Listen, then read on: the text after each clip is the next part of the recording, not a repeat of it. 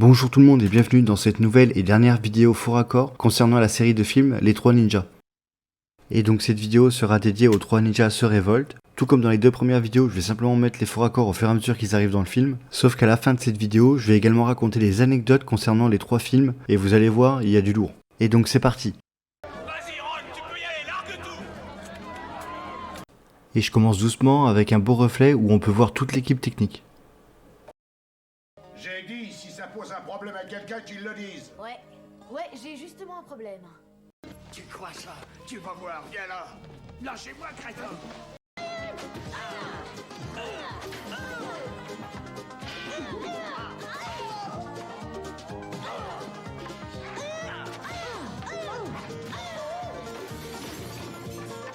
Merci. Et t'en veux une autre? Ici rien d'exceptionnel, on voit juste que les paysages changent au fur et à mesure de la scène. Par contre on peut voir ça. Ici la personne est censée être derrière Colt. Ensuite la personne se retrouve en diagonale, c'est-à-dire elle est plus derrière. Et d'un coup elle réapparaît juste derrière Colt.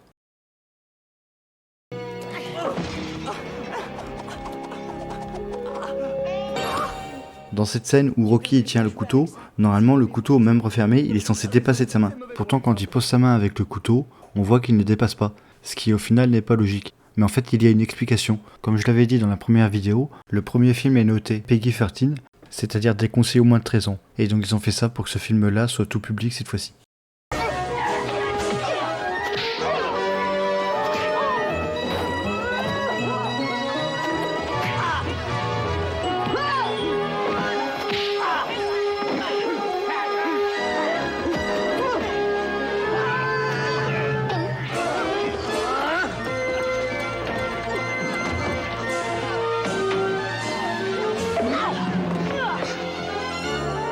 Ici il y a plusieurs choses à dire, mais je m'arrêterai uniquement sur le fait que ce sont des doublures. Par contre on peut voir toutes les petites astuces qu'ils ont utilisées dans le film.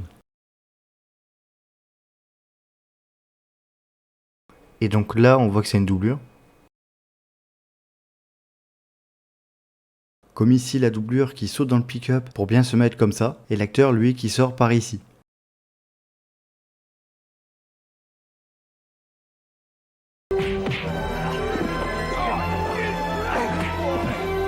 Ici rien d'exceptionnel, par contre ça m'a fait marrer, parce que si vous regardez bien la personne tout à gauche, à un moment donné elle tape un peu dans le vide ou dans le pneu de la voiture, ce qui est complètement idiot. Ah, je suis content parce que quand il a l'esprit occupé par une fille, un ninja risque de perdre sa concentration. Colt! T'es pas blessé au moins? Dans cette scène je me demande même si l'acteur il aurait pas dû se vexer en voyant sa doublure.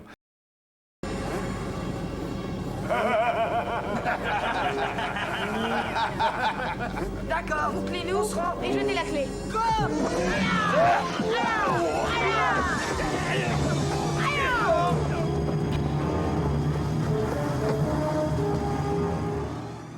Alors attention, on entre dans la partie du film où il y a le plus de faux raccords à la minute. Regardez bien, ici on peut voir une porte, et ici on peut même carrément voir un technicien. Technicien qui disparaît sur le plan suivant.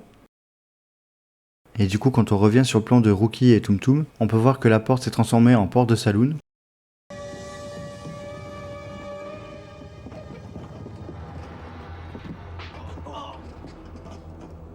Et si on relance la scène, on peut même voir cet élément de cinéma. Je sais pas trop à quoi ça correspond, mais en tout cas il est bien visible.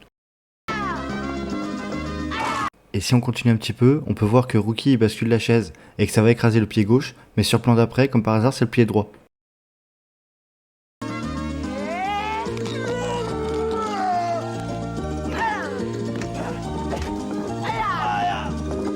Attends, je vais t'aider. Je suis désolé. Si on continue de regarder les scènes avec Rocky, on peut voir à un moment donné qu'il repousse quelqu'un, et cette personne elle va taper la caméra. Regardez, c'est très subtil.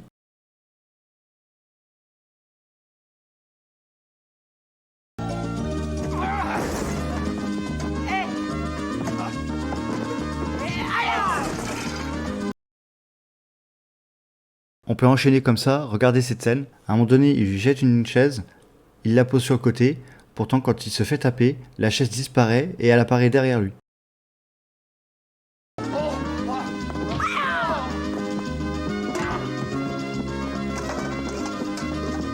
Si on repasse sur Tum Tum, on peut voir une toute petite scène faux raccord également. À un moment donné, il perd sa casquette et sur plan juste après, comme par hasard, elle est remise comme il faut.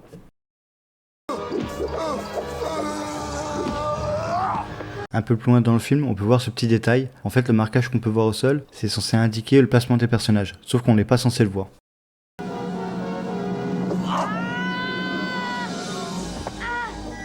Ici, rien d'exceptionnel encore une fois, juste un petit détail. Sa chemise est sortie de son pantalon, et quand il atterrit, comme par hasard, la chemise est rentrée dans son pantalon.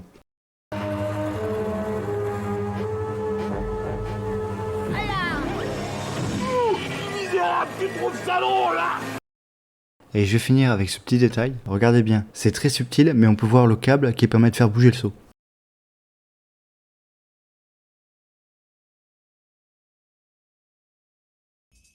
Et donc j'en ai fini avec les faux raccords de cette série de films. Par contre, passons aux anecdotes, car vous allez voir, il y a des choses intéressantes à apprendre.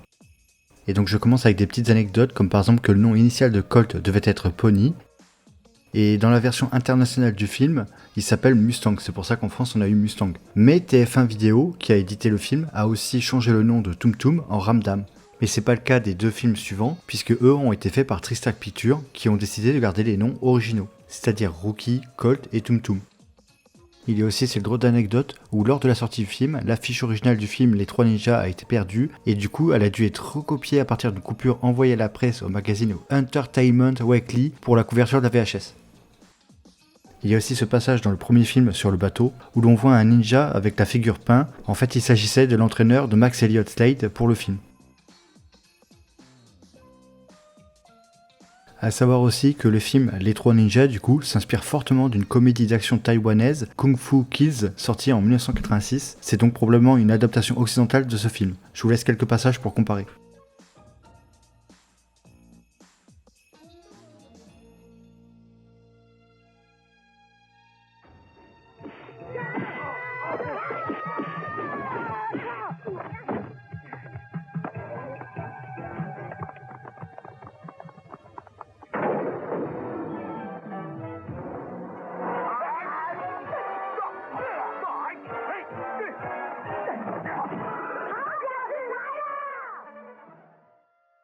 Et je vais revenir sur cette anecdote que j'avais dit dans la première vidéo. En fait, lors de la sortie internationale du film, il comportait plus de scènes parce qu'en fait, dans le film original, la scène de basket, ce sont eux qui ont gagné. Or, dans la version internationale, ce sont eux qui ont perdu.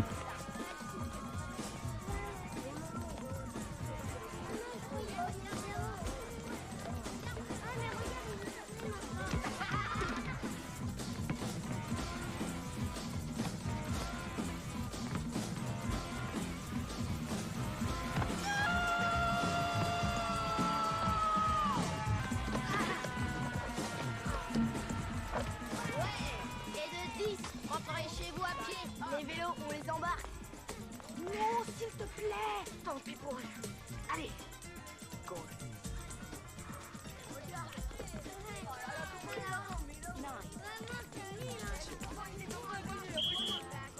Going down.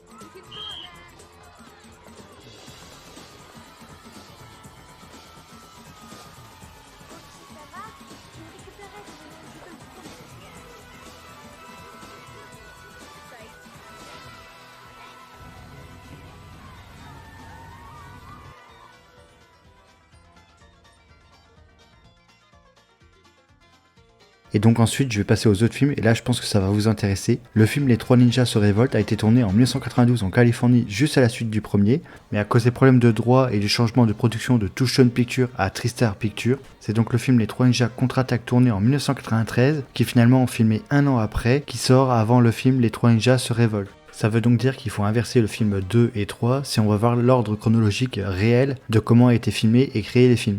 D'où un changement important par rapport au premier, notamment le changement des acteurs. Et apparemment, le film Les Trois Ninjas se révoltent aurait été du coup tourné en deux fois, c'est-à-dire une première fois à la suite du premier film, et un peu plus tard après la sortie du premier film, ce qui explique pourquoi l'acteur Michael Trenor, un coup il a un appareil dentaire et un coup il ne porte pas d'appareil dentaire. Comme par exemple la première scène qu'on voit dans le film, où on le voit avec un appareil dentaire, a été apparemment tournée un peu plus tard. Et si on compare par exemple avec la scène dans le restaurant, on peut voir que l'acteur a changé. C'est sans doute car il y a eu quelques semaines d'arrêt entre les deux scènes. Et cet arrêt doit correspondre du coup au changement entre Touchstone Pictures et Tristar Pictures. Et du coup ça explique aussi pourquoi les trois acteurs n'étaient pas sur l'affiche du film.